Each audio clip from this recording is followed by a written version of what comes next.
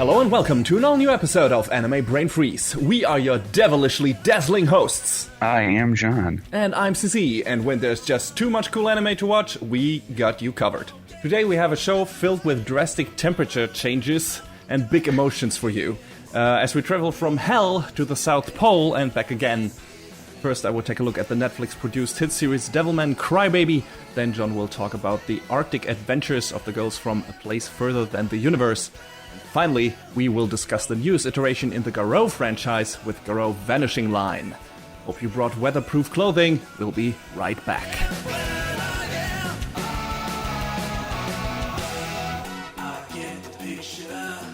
Go Nagai is one of the most iconic names in the world of manga and anime. Chances are, if you have been a fan of this kind of entertainment for a while, you have read or heard his name mentioned somewhere at some point. And if not, you maybe came across at least one of the bigger franchises he is known for, such as Cutie Honey, Mazinger, Gatorobo, and Devilman. Those are some big names.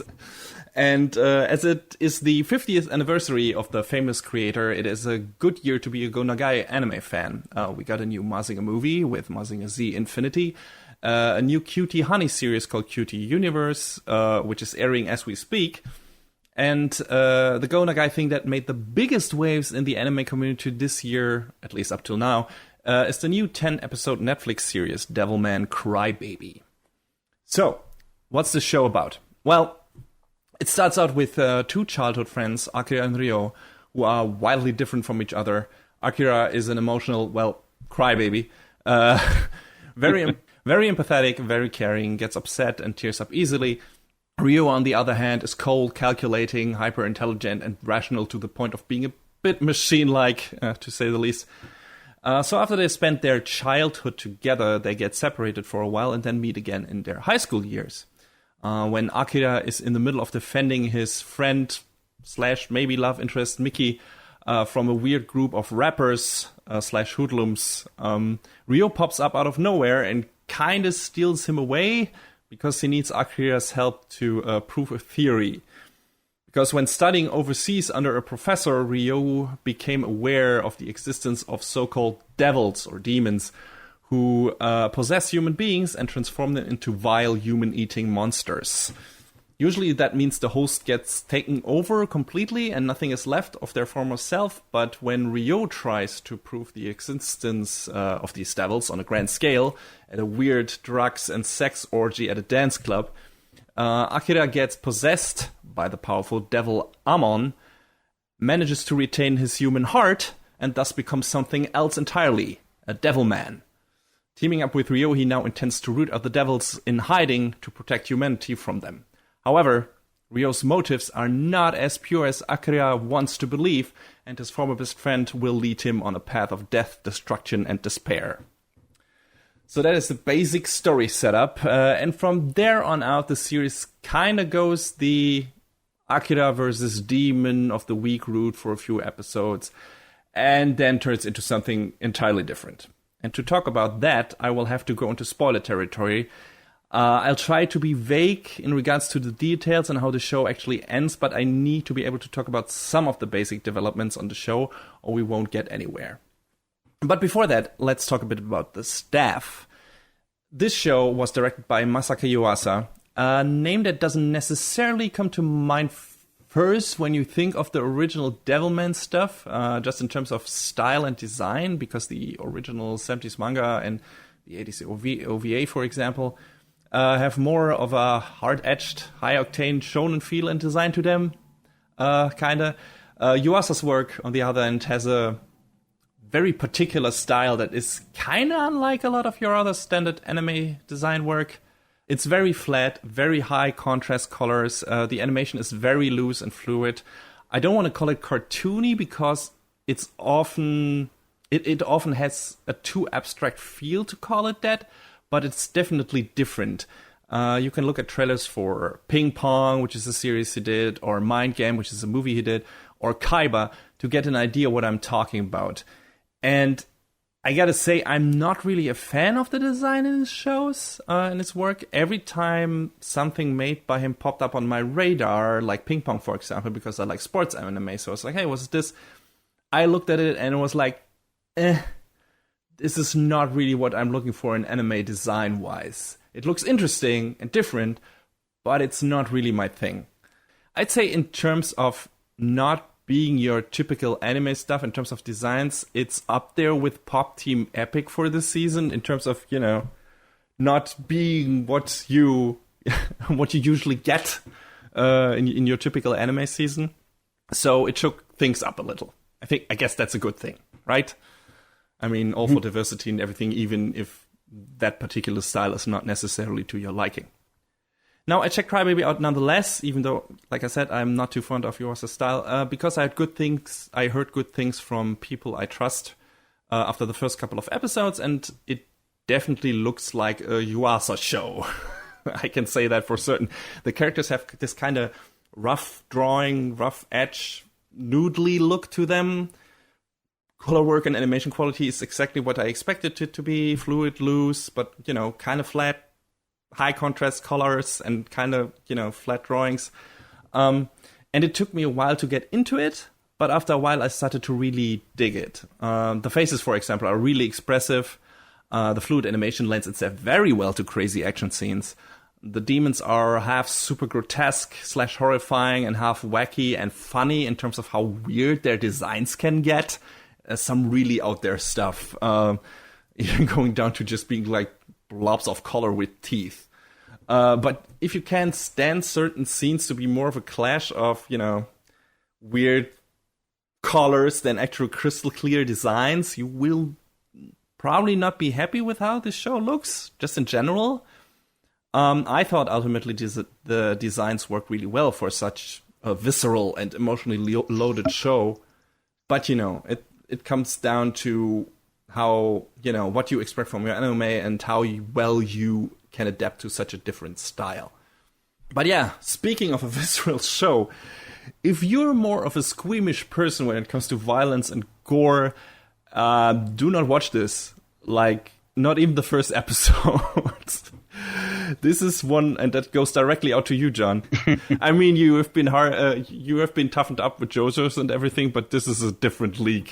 This is one of the most ridiculously violent, sexually explicit, bloody, dark, horrifying shows I've seen in a long time. This is like very reminiscent of like the most violent 80s OVAs I can think of. The orgy scene from the first episode alone has so much sex and gruesome deaths in it that I was kind of surprised this landed on Netflix the way it did. And, that they gave the actual money for that to happen. And in the beginning, you can still have some fun with that. For example, if you love to watch schlocky horror movies like Friday the 13th or schlocky action movies in that regard, who have a high gore factor. But later, the series changes its tone completely, and the violence becomes a lot more emotionally harrowing. I'm not thin-skinned when it comes to those things, and I can, take a lot of violence and gore and stuff, but certain scenes from the second half of that show are still stuck in my head and left me very distraught while watching the show. But yeah, we'll get to that. Ichiro Okuchi wrote the script for the series. That's a name to that might sound familiar to some people who have been listening to our show for a longer time. We've mentioned him before. He wrote screenplays for scripts for shows like Code Geass, Princess Principal, which we have reviewed, Cabaneri of the Iron Fortress, which we also reviewed, the Berserk movies, Planetes, and schlockfests like Valve Rave and Guilty Crown. Oh boy. Yeah. He also did quality work, yes. He had to occupy more of an adapting writer's role here, because even though certain characters and scenes were changed for this series, judging from what I've read about it, apparently the broad plot follows the old material surprisingly closely. Either him or Yuasa definitely wanted to give the story and especially the ending a different feel and put in a few twists here and there, character-wise, but a lot of the key scenes from the original 70s manga seem to be in here. And I think Yuasa came out and specifically stated that that was his goal, that he wanted to do a new adaptation of the old material. And yeah, that's pretty cool. I mean, that's pretty interesting. Bringing the such an old manga, such an old story from the 70s, back into, the here and now, and adding some, some relevant new themes and new story moments to it, and, some, new character twists. I also want to quickly highlight the music in the show because it's great. It often has this fantastic retro synth vibe to it, which I really liked. It's composed by Kensuke Ushio, who also did the music for Ping Pong, A Silent Voice, and parts of Space Dandy. I really love the soundtrack for the show. I even like the rap parts, even though that usually is not my music at all. Like I mentioned before, we have this group of side characters that are often chiming in on the show's event with some beatboxing rap lyrics. And not only are those lyrics pretty good, they also serve as a good illustration and world-building tool to fill the viewer in on certain themes and developments in the show. It was a really nice touch that I haven't really seen in anime, like, at all. In certain movies I have, but I don't remember it seeing in an anime show. Just, using a kind of music to as a storytelling tool is pretty cool. Good stuff. So like I said, I will delve into basic spoiler territory now because I kind of need to. So you have been warned. If you don't want to know anything about the show, if you've at this point thought, oh yeah, it sounds interesting enough, I want to check this out, maybe I'm into this kind of stuff, then have it go for it. The less you know about the show, the better for you, just from terms of viewing experience, because more moments will hit harder, I guess, for better or worse. But yeah, now spoiler time. 3, 2, 1, go. So after the series has run its course for a few episodes, there's a big turn of events. We learn that there are more Devilman, Akira questions his worldview, and one of the characters, of the main characters, incites an event that changes the show from a Monster of the Week series to a story that is about the literal apocalypse and the end of humanity. And as the name of the show suggests, we are talking the biblical version here. Like, very literal in certain parts, especially imagery-wise. This is also where things get super serious and disturbing. If you got attached to certain characters in the show, the series will fuck you up without mercy. Like I said, I'm not squeamish when it comes to those things, but goddamn, at least 2 death scenes in the show were so gut-wrenching and impactful that I still have to think about them, like, up to today.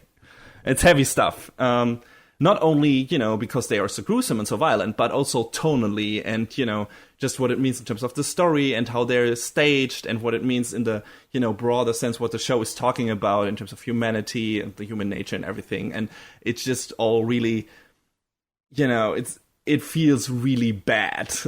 And I not mean badly executed, but you feel bad when you watch this because some of that resonates really and rings really true. What the show is saying and what the show is doing. It's basically all about, hey, demons suck, but humans are just as bad, and we will show you that in excruciating detail, over the top. And even though it's really heightened and ridiculous stuff, it's high emotion show, it's really loud, it's really expressive. It felt way too real often enough to maybe give some viewers, I don't know, nightmares, but at least a very bad feeling in their stomach. And it hits double hard because the show has a lot of cool characters. We have Akira, who, after being possessed by Anon... not Anon, oh god, that would have been worse. After being possessed by Amon, goes through a complete body transformation, even when not in full Devilman mode. All Devilmen do, actually. He becomes much more masculine, is louder, more forward. Thankfully, he never becomes an asshole, which, if someone has a complete character turn, is this kind of closed off, introverted guy, and then, for some reason becomes this super extroverted dude. Often in anime, they do that, where, the character becomes kind of an annoying asshole. But not here. Akira is still a swell guy, which is kind of where the puberty metaphor the show is going for with that falls a bit flat. Because, to be honest, all of us turn into selfish little assholes when we go through puberty. That's real. Yeah. not Akira, though. He's a really sympathetic guy. Not an idiot, but way too trusting. That's one of his major flaws. We also have Miki, who, just like Akira, is in the school's track team. She is kind of a kind of a saint, because she is super understanding and nice and sympathetic and all-around good person.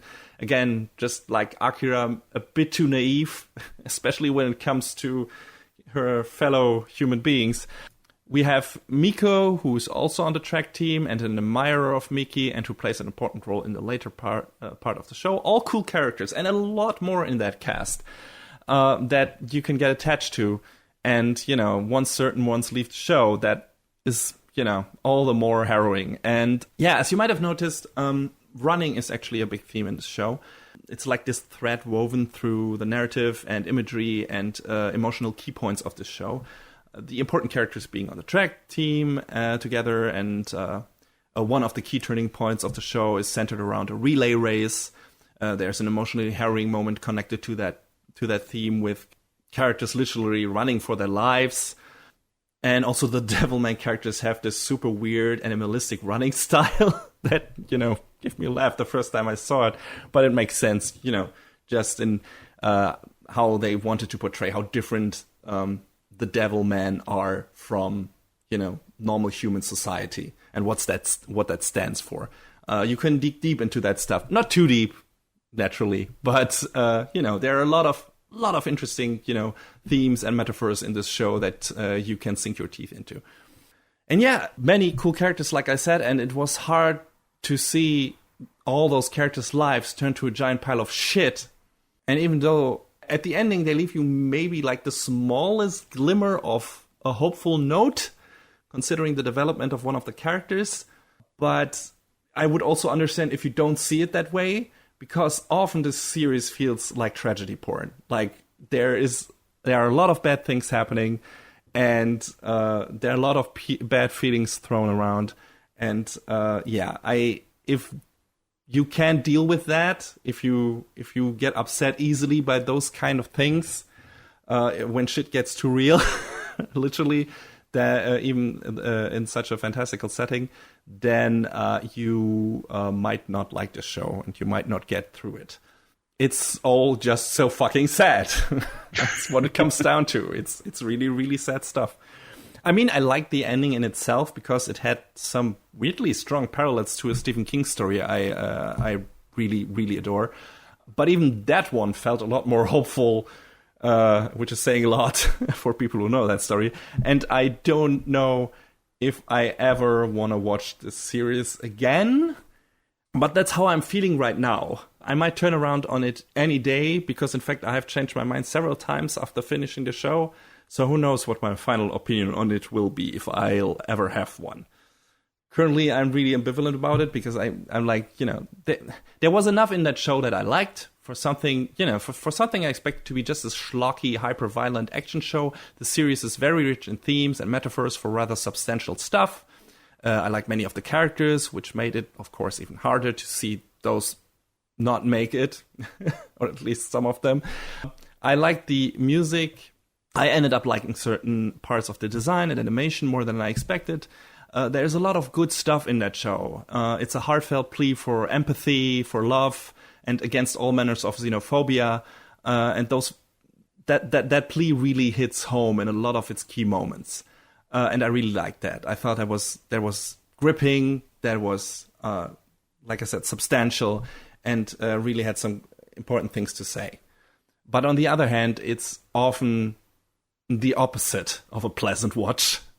I mean, it's intended, but certain parts of it also feel rather rushed, and some scenes are too goofy or not built up well enough to work in the serious emotional context the show is going for in its latter half.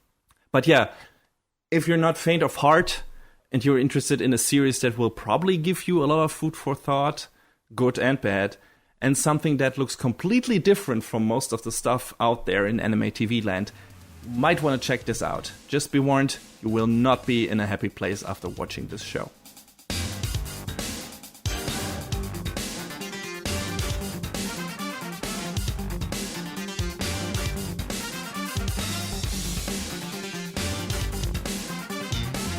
So, time for a little emotional whiplash? I mean, I guess you could refer to it like that, because we're going to talk about, or I'm going to try and direct a conversation as best I can about A Place Further Than the Universe. Mm-hmm. So, Place Further Than the Universe. Filled with an overwhelming sense of wonder for the world around her, Mari Tamaki has always dreamt of what lies beyond the reaches of the universe. However, despite harboring such large aspirations on the inside, her fear of the unknown and anxiety over her own possible limitations have always held her back from chasing them. But now, in her second year of high school, Mari is more determined than ever to not let any more of her youth go to waste. Still, her fear continues to prevent her from taking that first ambitious step forward. That is, until she has a chance encounter with a girl who has grand dreams of her own. Spurred on by her mother's disappearance, Shirase Kobuchizawa. I'm sorry, longer Japanese names I always fuck up on. It's all right. Shirase has been working hard to fund her trip to Antarctica. Despite facing doubt and ridicule from virtually everyone around her, Shirase is determined to embark on this expedition to search for her mother in a place further than the universe itself. Mm-hmm. Inspired by Shirase's resolve, Mari jumps at the chance to join her. Soon their efforts attract the attention of the bubbly Hinata Miyake, who is eager to stand out, and Yuzuki Shiraishi, a polite girl from a high-class background. And together, they all set sail toward the frozen south. Mm-hmm. This show... I love this show so much. I'm just going to preface what I have to say with that. It was, I think, your show, Devilman, probably elicited an extreme emotional reaction for one reason, and this does it for like the complete opposite. I don't know if you'd say this like the same type of reaction, but you know, you're going from one end of the spectrum, from one extreme end of the spectrum to the other. I will say that going into this show, if you want to prepare yourself, you need 2 boxes of tissues. I say 2 boxes because there's a certain episode toward the end where you're probably going to use up an entire box in that one episode. Well, we promised high emotions, so yes. This is the tone. This show, I didn't really know what to expect going into it, because it was, you know, it's an original show. It's not based off of any other pre-existing property. Yeah, it comes across in concept as a simple sort of show. You know, this girl wants to go down to Antarctica to find her presumably lost mother, and everyone else just kind of wants to go for the ride because everyone wants to provide a moral and emotional support for one another. And that's something that this show, you know, that sort of mutually supporting everyone, each other, it's something that this show manifests incredibly well, because the writing is very, very strong. The show is written by Juki Hanada, who we have mentioned before I have mentioned before at least, during Sound Euphonium and Love Live. So he's found a way to constantly tug at my heartstrings. He's very good at that. He got you pegged. Yeah. I think we may have mentioned him briefly as well. I don't remember if we've talked on the podcast, or more correctly, you have talked about on the podcast at length about 7 Deadly Sins. No, not yet. I mean, that's gonna happen because the second season is airing right now, and I don't know how many episodes that will have. So either I'm gonna review that next season or the one after that. But yeah, it's gonna happen. So. Right. Since we're talking a little bit about staff, why not? The show was directed by Atsuko Ishizuka, who has done work on other shows like Hana Yamata, Pet Girl of Sakura Dorm, No Game, No Life, the series and the movie. At least the last one rang a bell. Yeah. Prince of Stride Alternative, which I think we walked away from sort of cold, but, yeah. You know, it can't all be winners. At least only lukewarm. Like, I don't know, we expected something a bit more substantial than, you know, simple fan service. But you know, that's what it was. I'm sure whoever wanted to watch that show beginning to end got what they wanted out of it, so that's fine. Yeah, sure. The animation is done by Madhouse. Yay! So this show, it's very, very pretty. I think that I don't totally think agree with that. I don't think outside of Prince of Stride, I could really think that show in the looks department wasn't bad, but it was not up to the pedigree. Weird stylistic choices there. Like it's too shiny, and not necessarily well directed. Like the running scenes that should have been exciting weren't interesting. Not like super excitingly animated. Like if you look at something like Free, that is also kind of in that department, and which we'll talk about more in the future probably because there's a new season of that coming too. But that is like the sports scenes, which I'm watching that for. Are super well directed and super well animated and exciting, and big emphasis on the accurate emotions and great camera movement and everything. It just looks really good and exciting. And Prince of Stride just in Kyoto Animation, when they fire on all cylinders, they're incredible. Oh yeah, because I didn't watch Free, but I've seen snippets of it, and it sort of makes you think to myself, maybe I should go back and watch this because it does look great. It's a fantastic looking show. The question is how much man meat you can stand in your show. I mean, I like to think I can have a tolerance for that. Like that's whatever. Yeah. If you've got an interesting story to tell, obviously the subtext in Free is not subtext, but I mean, I that's fine if that's the story you want to tell. Whatever. Yeah, no, I mean, I would say Free is the male version of K-On!, as in it's not pretty girls but pretty boys that do fun stuff together and become friends and everything, and that's basically it. It gets a bit more interesting in its second season, but it strikes me as having more substance than K-On! Because I tried watching K-On! And I was like, In its second season, it does. Like there's some things, especially when it comes to the friendship of the main characters, that are, that feel much more substantial. And but then again, I also had that same feeling with Love Live Sunshine, where the first season was like rehash, and the second season was like the hardest hitting emotional series that season. Yeah, I wonder if that can be a credit to the same writer, like you said. I just mean, in terms of how well you liked Place Further in the Universe, and the emotional high points in that show. And what I saw from it, what I've seen from it, I've only watched like 3 episodes, 4. Man. Yeah. I'm sorry. Fell off the wagon at some point. Not necessarily the show's fault in itself, but it was kind of what I expected from that, and that's not what I was interested in. Or it didn't get to a point quick enough that I was interested. Let's say that. It didn't get to the Arctic quick enough or something. I don't know. Yeah, I will grant that if you're looking for an Antarctic adventure, you're not going to get it in the first 2 acts of the show. Yeah. Once you... Yeah. Go ahead. It seems like, okay, this is first and foremost about these girls finding each other and becoming friends and overcoming their obstacles in life, and and then once they have taken the first steps, they're gonna head to the Arctic, and then maybe we get some resolution to that. And I guess just took too long for me, but there is still the stuff I watched. There was a lot of good stuff in that. I don't know if you want to highlight a specific scene later, but if you do, I can imagine that like maybe the chase scene in the city area is one of the things, because that's really fun and really well staged. That was a really good scene.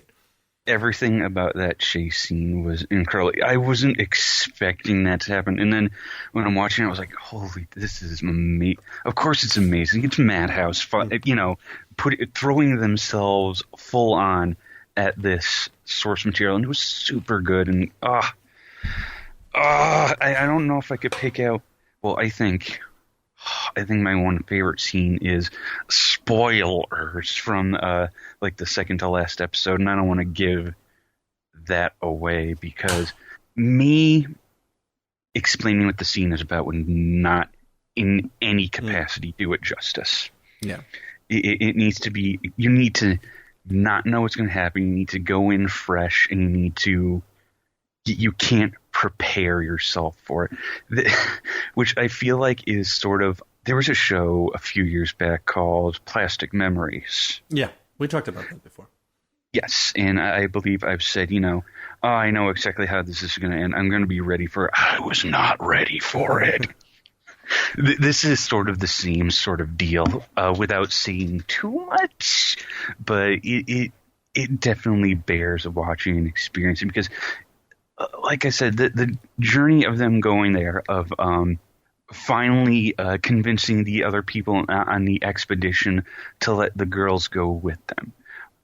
Their trip down to Australia, where they're going to board the boat that will take them to Showa Station down in Antarctica. They almost lose the money that Shirase raised, and that leads to equal parts sadness and hilarity. And then, the actual their actual stay there and learning about what it's like for an Antarctic expedition, the everyday or the day-to-day of what they do, how they explore these frozen wastes, and just what it's like to spend. I believe it was about half a year they spent down there. And it's really interesting on a number of levels because of that. This show is, I don't know how to say it, really, really good for so many reasons because of that. Going into this thinking, they're going to go to Antarctica, and that's going to be, probably the bulk of the show. No, they tease it out really hard, and it makes it feel more satisfying. Especially there's a scene when the girls hop off the boat, and that is probably another one of the greatest moments when Shirase is able to throw into the face of the rest of the world, look at what we did, you didn't do it. and it sounds very emotionally rewarding. Yes, there's equal moments of these strong emotional highs, along with just these great moments of levity of the girls, getting to know each other and trying to, figure out how they're going to do what they want to do. And a lot of the episodes were punctuated with these insert songs that were very very strong, because of course they're sung by the girls, of course, because how else would you make such a strong emotional attachment to these scenes other than to have the characters in them singing these songs? And thematically, that's something that it's not exclusive to this show. Obviously, that's something that I love in pretty much any show. Because speaking of the music, it was done by Yoshiaki Fujisawa, who we're going to draw that parallel back to Love Live again, because he's worked on that, as well as a whole bunch of other stuff like Land of the Lustrous, one of your all-time favorites, Vatican Miracle Examiner. Yay! The very, I guess I would say... I like Land of the Lustrous too a lot, though. Yes. Which is a show that I would still like to check out, but... Hey, it's going to be going on high dives, so I don't have to rely on Amazon anymore. Yay. Maybe want to wait for the second season? Well, I think they're going to start adding episodes. It's either next week or the week after. So, but yeah, them getting off the boat and Shirase, in so many words, just screaming at the top of her lungs, "In your face!" is probably my second favorite moment. My first favorite is massive spoilers, so I don't want to go into it. But the show it's well worth watching. I don't want to say too prematurely, but I kind of feel like this is very, very high on the list for show of the season for me. But we'll find out as we finish out this season, since we still have a few weeks left. Yes. But it is two episodes, to be exact. Yeah, we'll get there. We'll get there. But the show is so well written and so well executed and such an incredible surprise that I feel like it's definitely worth experiencing. So what I found most interesting about the show, what couldn't keep me with it, but what made me initially watch it was the underlying mystery of the mother of one of the girls having disappeared, and she going to Antarctica to see if she can find her or find what happened to her or whatever. So does that mystery get resolved? Is there? Yes. So there's a resolution to that. It's There is a very strong resolution. Okay. So, but you would say that the show, is less about the resolution than about the journey itself? Like the journey is more important? Yes and no, because I feel like it very strongly demonstrates that both the journey and the destination can be equally resonant in different ways. Yeah, sounds good. Maybe I'll go back to it and check it out. I've heard so many good things about the show. I really hope you do. Hey, we can make a deal. You watch Land of the Lustrous and I watch that, so... I was eventually planning on watching that. I was eventually planning on watching Girls' Last Tour, because those are both shows that, after hearing you talking about them and seeing everyone else talk about them, yeah, I'd like to check them out. All right, maybe we'll get around to doing that. So, but before that, any final words on A Place Further in the Universe? Comes with very, very strong recommendation. Just be prepared to cry a lot.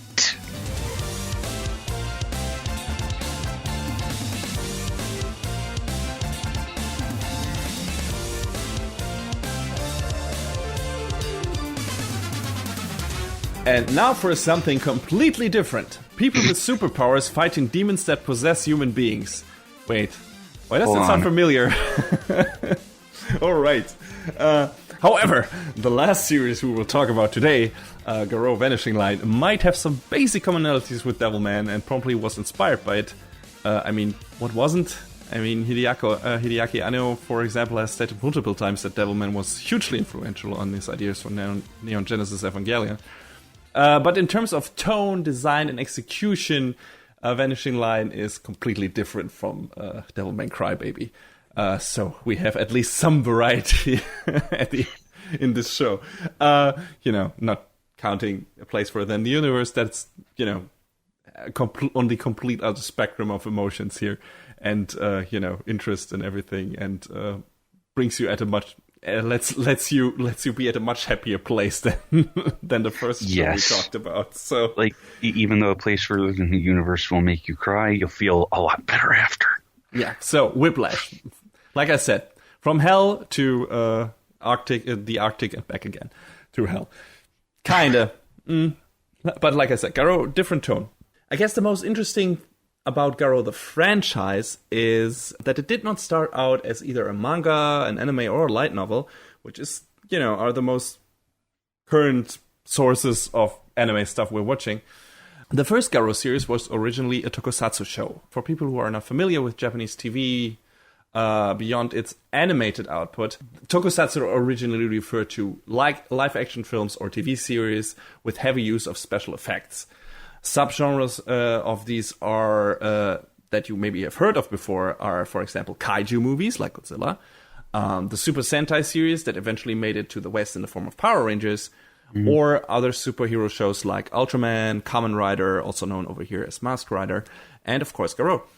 The superhero series in the tokusatsu genre of TV are usually about one or multiple heroes being able to transform into powerful suited or armored versions of themselves and fighting monsters, demons, or other superpowered humans.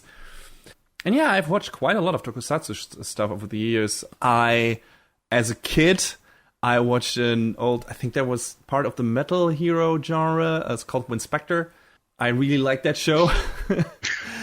It's super goofy, but I enjoyed it as a kid. I thought the transforming car was super cool. And then later on, I of course watched Power Rangers, at least like the first couple of seasons. And then later I watched Masked Rider.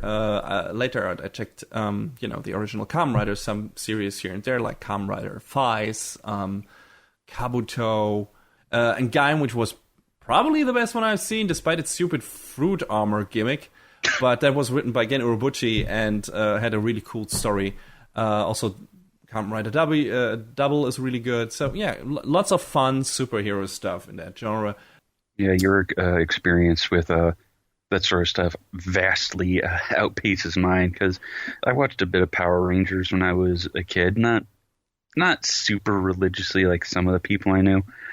And then a few years back, I don't know if you watched it as well. There was a goofy sort of like parody called Akiba Ranger. Yeah, I at least watched a few episodes of it. I enjoyed it, but I didn't stick to it for some reason. But yeah, that was a great spoof. Yeah. But yeah, there are a lot of shows out there. I think another one I've watched was Super Samurai Cyber Squad. That was also, I don't know if that was part of the Ultraman franchise. No, Gridman was the original name of it. Yeah, so yeah, lots of that stuff around. And Garo, of course, was one of them. I watched the first season of Garo back in 2007, maybe.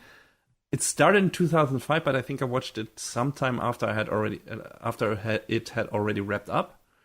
But yeah, I remember really liking it. I like superhero stuff in general. Big shocker, I know. But I found the Japanese takes on it to be always interesting because of they were often so widely different from what I was used to with American superhero stuff.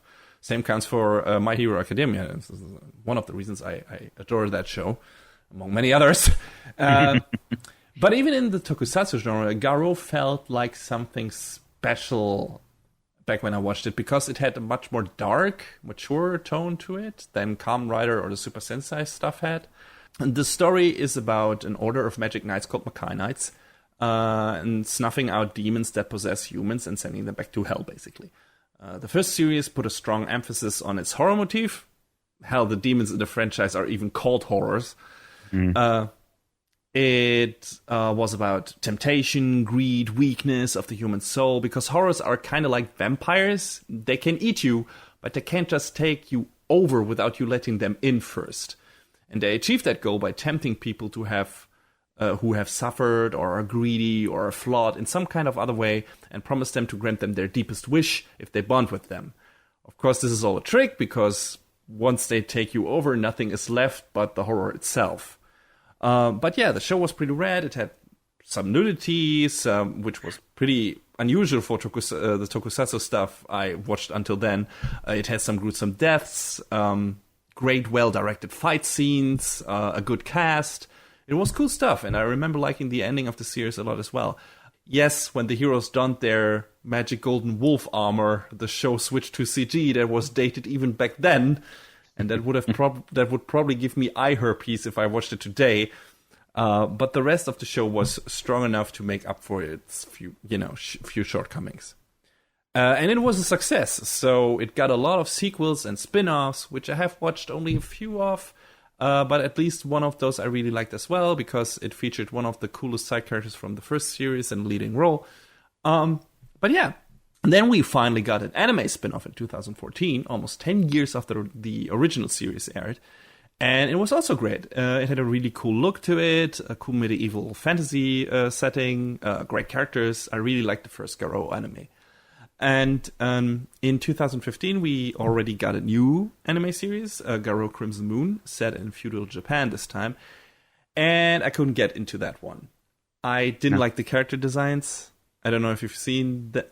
If you have seen anything from that show. I think I've seen a little bit, but this main character has weird hair. Yeah. And in general, the animation felt a lot more low budget and janky, and the characters just didn't hook me. So I bailed after like 2 episodes or something. It was like, no, this is not even remotely as good as the first anime series was. Yeah, and then What's finally the first one called? Divine Flame, I think? No, I think Divine Flame is the movie. Oh, okay. Which I haven't checked out yet, but that might also be great. At least I suppose it will be well animated. I think it was just called Garo the Animation. So, yeah. But finally, last year we got a Garo Vanishing Line, which was not first outright declare as a Garo series. It was just called Vanishing Line. I think that's how they got you. It's like, okay, this looks cool. What is this? That was exactly it. I was like, dude, this looks dope. What is it? Vanishing Line. Okay, all right. And then maybe a month or two down the line, they're like, hey, guess what? Garo Vanishing Line. I was like, oh, I've never watched a Garo before, but you got me interested. Yeah, and I was like, okay, maybe this will be better than Crimson Moon again. At least judging from the chat, I was like, oh, okay, I dig it. I dig this much more, because this time it's set in a semi-fictional American city called Russell City, but really it's New York. Come on. Basically, yeah. Yeah. But yeah, just, from the look and everything, this looked much more up my alley. And, not as, I don't want to say overused, because we have seen a lot of anime set in an American setting, but still, I don't know. I haven't seen that in a while. I thought it was pretty interesting just because of that. But yeah, Vanishing Line is following the adventures of the Makai Knight Sword, who is a walking meat tank of a man that really loves boobs. Like, really loves boobs. I don't see what's wrong with that. No, I'm not chauvinism. Well, he at least prays every time he sees a nice set of them. I guess that's some kind of good behavior. I don't know. But yeah. Praising the gods for the bounty they have laid before him. Yeah. He's weird, but funny. And has, as his name implies, a giant-ass sword. Also an amazing giant-ass motorcycle. And he runs into the young orphan girl Sophia Hennes, mostly called Sophie, who is on the search for her lost brother, Martin. Her only clue being the word El Dorado, which her brother left her on his computer screen. She gets caught in the clutches of a horror that wants to eat her, naturally, because that's what horrors do. Sword saves her and is from now on stuck with his surrogate daughter/sister, because Sophie is convinced that Sword is the man who will be able to help her find her brother. And during the course of the series, some other players get added to the team. For example, the femme fatale Makai alchemist Gina and the stoic gunman Luke. And together they have to find out the meaning behind El Dorado and how it is related to our heroes' personal stories. All the while, dark forces pulling the strings in the background play a dangerous round of chess that only they know the endgame of. So, yeah, right out of the bat, I gotta say, I love the character roster in this show. Sword is a super enjoyable and sympathetic kind of main character. I say kind of because the other one is obviously Sophie. But yeah, he is fun, goofy, has a good heart. Sophie is great too, relatable, gutsy, never annoying. I loved her relationship and dynamic with Sword. Actually, I loved all of the character dynamics in the show. Gina is the Fujiko Mine to Sword's Lupin. In fact, you could also say Luke is Goemon and Zaruba, Sword's magic talking ring, and also his giant bad pottish motorcycle is the Jigen of this show. The whole wacky family tone the series was going for when its main characters were interacting with each other was very reminiscent of Lupin for me. I don't know why, but that just struck a chord. I was like, hey, this character constellation is very familiar. I never really thought of it like that before, but now you're saying, I can see that. Especially coming out of Lupin season 4 and then just jumping into this and was like, yeah, this is, a lot of this feels very familiar. But, Sword's relationship to Gina is very, very, very similar to that between Lupin and Fujiko. And yeah, I don't know. It felt, he's not a thief or everything, but he's also goofy and, but competent and yeah, I don't know, a lot of stuff. But at the same time, it didn't feel like a ripoff to me, because each of the characters have enough going for them to differentiate them from the character roster they maybe were inspired by. At least that's how it felt to me. And you didn't think about the connection to Lupin until now, so apparently they felt different enough that it didn't ring too hollow. Now, animation-wise, this is a really well-done show. Just like the other series, it was produced by MAPPA, who have made some really great shows. Ushio and Tora being one of my absolute favorites in recent years, but also Rage of Bahamut, the third season of Hajime no Ippo, Kids on the Slope. And they also worked of Yuri on Ice, a big hit in the anime community. They worked on Kakegurui, they worked on TQ, one of your favorites. Yeah. And a bunch of other stuff. I think the standout in the show, animation-wise, are the action scenes. I mean, this is an action show. They are supposed to be the standouts. The fight in the first episode is already pretty crazy, but when a key opponent appears at a, later, let's say, midpoint of the series, the ensuing battle had such good action choreography that I was blown away by it. I watched that fight 3 times because I loved it so much. Yeah, and man, that's saying when this show looks good, it's incredible. Yeah, really, really good stuff. Like when Mappa is firing out of all cylinders, I mean, they can deliver some really wonky stuff too. Let's, say Inuyashiki, I talked about the look of that show before. That didn't look good, not at all, especially because of the wonky CG stuff. And CG is a part of that show too. Me saying the show looks so good is saying something because it's still using CG for the armored versions of the characters like it did in the Tokusatsu show.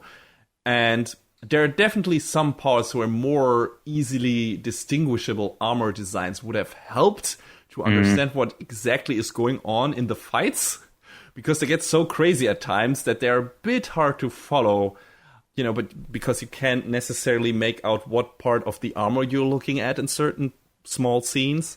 Yeah. But those scenes where I was completely lost were pretty rare. And I thought just overall the action direction of the show was pretty stellar. Like I said, they're not all of the fights look super great, but at least good, and some of the fights look downright amazing. And I was really happy with that as an action fan. The series was directed by, oh God, I hope I pronounced this right, Sung-ho Park, which I assume is a Korean fellow? Yeah, it definitely sounds like it. Yeah, and this seems to be his first full-time director gig, but he was already an episode director for the first Garo anime, and worked as key animator on Macross Frontier, Fairy Tail, and other stuff. And I think for a first outing, he did some really good work here. And I wonder not him being part of Garo Crimson Moon is part why I didn't like that show as much, or that show didn't look as good. I wonder he had a important part in that. But yeah, music is also pretty good. Some nice rocking tunes and 2 great OPs. I like the second one a lot better though. I don't know how you felt about it. I thought that once that second part of the show starts, I thought that opening was pretty damn great. As far as animation goes, or I should say, that's not the right way to word it. As far as visual representation goes, I think that's a better way of wording it. I think the second intro is a lot stronger because, the first intro is just close-up shots of swords, armor. That's cool, that's neat, but it doesn't... It's nicely staged, and interestingly animated. Yes. Yeah. But it doesn't really give any context for the show. So, but, I liked the song in the first intro better because, I fucking love Jam Project. But yeah, I think thematically and visually, the second intro is stronger. Mm-hmm. All right. Yeah. Agreed. I also like the song in the second one better. But I don't know. Just felt better to me, a bit more emotional. I don't know. But yeah, still, both openings are great. And, in general, the music in the show is also pretty good. Now, story-wise, and this is a mostly straightforward action show. Like I said, we have some, horror theme things and input and scenes and tone going on there, everywhere pretty much. But, first and foremost, this is an action show. Sword and his compatriots, taking out horrors with their weapons, like it's Devil May Cry Tuesday. But, yeah, that's the biggest part of it. And then you got this underlying mystery, with Sophie and her brother. But first we have, the Monster of the Week, these Monster of the Week episodes where our main characters are introduced and their relationships and everything. And we get to see what the horrors are about and how that works and everything. And then we get a big turning point at the kind of halfway mark of the show a bit earlier with some plot revelations and developments. And then it turns into kind of a road movie where Sword, Sophie, and later Gina and Luke travel the land in search for El Dorado. Yeah. I thought the scale of this cross-country journey was really cool. I like that a lot. Yeah, it gave us lots of interesting little vistas, different vistas. And once I find El Dorado, the last few episodes deal with the fight against the big bads and the reveal of the final mysteries. I like most of the story, but more because of the characters than because of the plot. I mean, there are some twists and turns, but a lot of the developments are rather predictable, I would say. Yeah, I would say the big quote-unquote twist at the end, I think I saw like 2 or 3 episodes in advance, so I was like, okay, that's fine. Yeah. I was like, you know what, that's fine, but all right. Yeah, I saw that coming pretty early too, just how the characters were structured, and then you have these chess themes guys like Knight, Bishop, and Queen, and you're, I wonder who King is gonna be. Although it's interesting, which I didn't know that, but apparently, the bad guy is connected to the other Garo series as well. I wasn't aware of that, and maybe I need to watch Crimson Moon after all, because pretty late in the series there are some hints at him having some connection with the events of the other series as well. I was like, oh, okay, that's kind of neat. I didn't expect that. But yeah, aside from that, it's not a really surprising show. So if you're hoping for a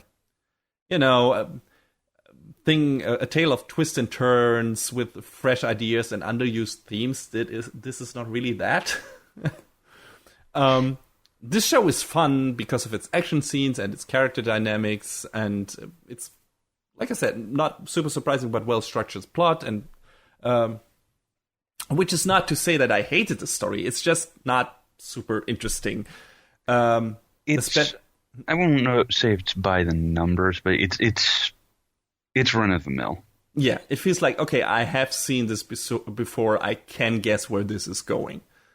It's not badly executed for most of it, but I'll get to that quickly. Yeah, it's just okay. Been there, but not bad. Like I like what I see, but I've kind of seen this before. There are some flaws when it comes to the resolution for everyone's personal story arcs, I would say. Sword gets some closure, but it's not that emotionally staged or gripping or anything. Gina is mostly like the kick-ass lady muscle with the big guns in more ways than one, which is cool, don't get me wrong. I mean, at one point she buys a minigun for her car, and that gets some great use during the show. What's not to love? But I would have liked if they had given her a bit more depth. I think she deserved that. And I mean, there are some good scenes with her and Sword and Sophie and everything. But a bit more interesting backstory and everything would have gone a long way for me. Yeah, we got a bit more about Luke than we did about Gina. Yeah, but Luke also, we got the setup and his, him evolving further and everything, and he has this very interesting setup and relationship with one of the bad guys, but then he probably gets the shortest end of the stick when it comes to the resolution of character arcs, because the one confrontation that should have been solely about him and the nemesis from his past gets wrapped up by Sword instead. Yeah. It felt really badly executed, in my opinion. It lacked any kind of emotional component. I know why they did this, because they wanted a big final battle between those characters, but they shouldn't have done that. They should have had that confrontation between Luke and that person, because that's where the emotional focus was, because those characters have history, and that's how it, that's how it was supposed to wrap up between those two. But because of some weird, I don't know, power interest of that character, and thus, or, power, I don't know, greed of that character and wanting to fight strong characters and thus wanting to fight Sword. That's how they ended that storyline, and that was just a bad decision in my opinion. Just, from terms of emotional resonance. Because there was none in that fight. And it was like, okay, that should have been Luke. Like, why? I know he's not our main character, but that was his story. So why didn't you give him that? No, I agree. You're right. Yeah. So, yeah, that was kind of a shame.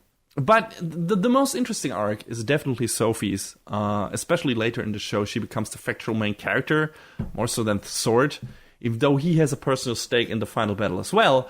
But the climax of the show is all about her story. And while tragic, I liked how they wrapped up her arc.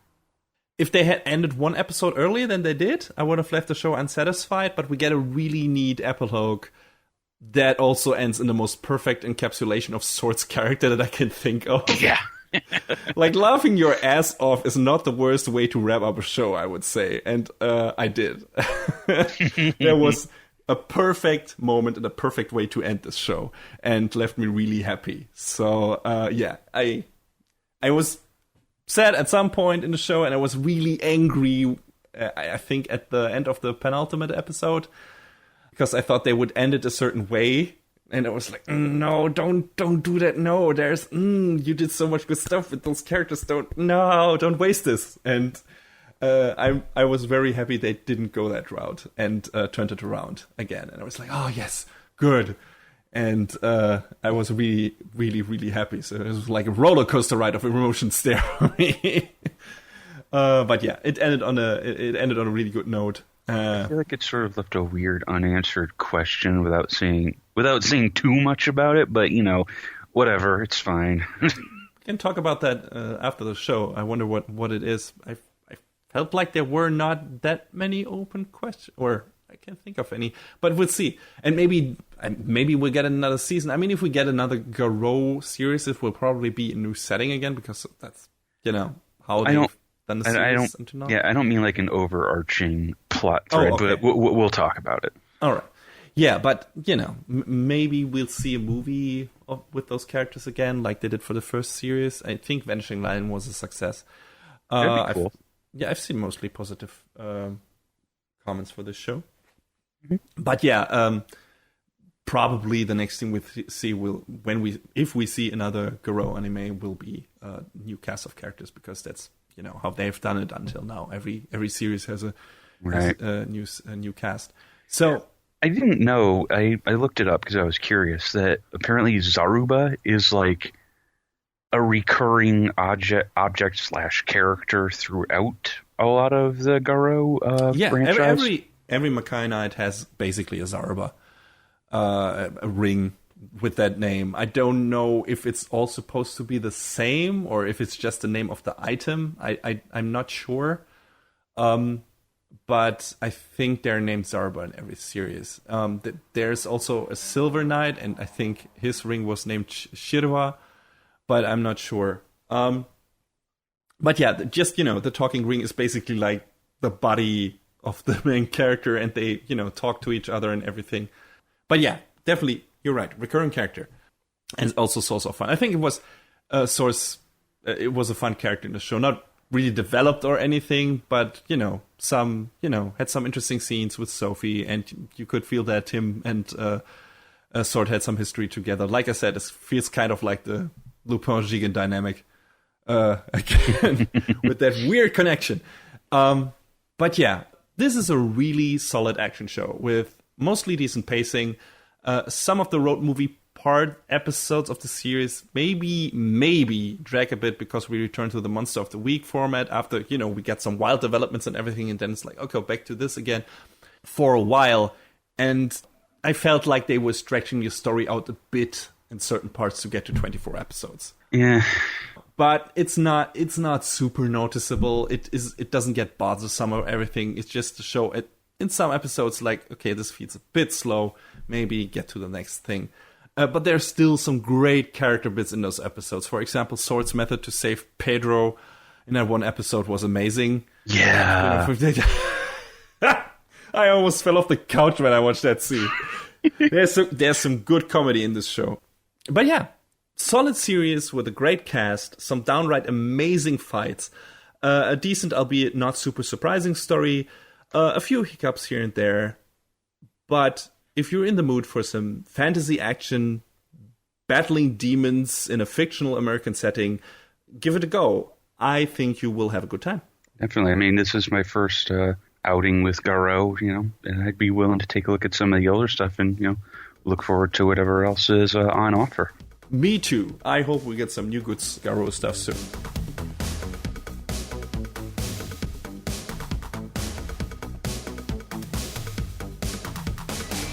And that is a wrap on the 51st episode of Anime Brain Freeze. All the music in our show is from the Double Dragon Neon soundtrack by the amazing Jake Kaufman. Please go to vrt.bandcamp.com and check out his awesome work. Our show is available on most of the popular podcast services, but it's always worth visiting animebrainfreeze.com for some interesting articles linked in our episode release posts. Follow us on Twitter at @AnimeBrainFreeze. We tweet regular updates and fun anime-related stuff there. Leave us comments and questions on Facebook and our YouTube channel, or send an email to animebrainfreeze@gmail.com. We would love to read your feedback. Thanks for tuning in. We hope you had a good time, and please join us again on our next show. Macht's gut. See you next time. Next time on Anime Brain Freeze. A city full of hitmen doesn't sound like a great place to live. Skeletor and his ridiculous MMO adventures. And a child of war learning to live again.